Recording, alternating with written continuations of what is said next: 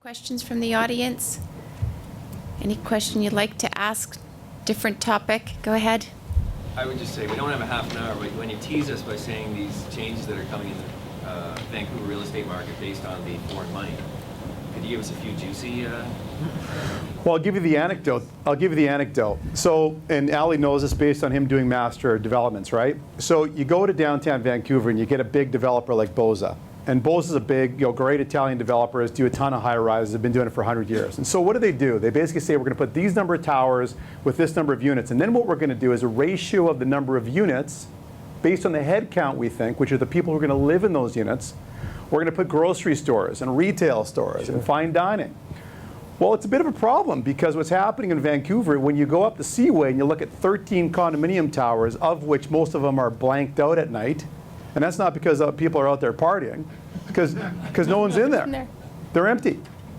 And so what happens to the base of those towers? The base of those towers are food and beverage or retail applications. So the developers who are building those buildings are getting killed on the retail side of it. We're doing a very large grocery store at the corner of 17th and 14th in Alberta, which is like the middle of Bloor here in Toronto, or Robson in Vancouver. And we're sitting down at the largest grocery chain and we're asking about their numbers in Kirtland, in Vancouver. 30% below projections. Why? Because the head count isn't there. So that when it affects business, it inevitably affects politics. And when it affects politics roll back the provisions for these shadow market deals. And I don't know how it plays out, but it's going to play out in a way that this doesn't continue. And by the way, it's also happening in China. The Chinese government's sitting back there and saying, we are sick and tired of our Chinese money going down to North America. So I think they're going to get it from both ends. How it plays out, I have no idea, but it's going to play out and it's going to shift things.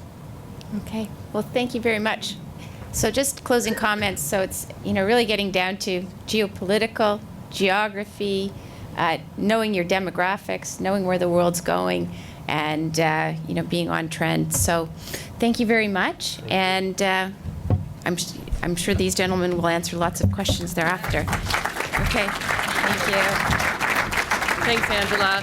And I really want to thank Frank and Ali Khan for coming in. Ali Khan from Miami and Frank from Calgary, again, for traveling here to be here with us. So that was great, guys. And please feel free to speak to them further at the cocktail reception.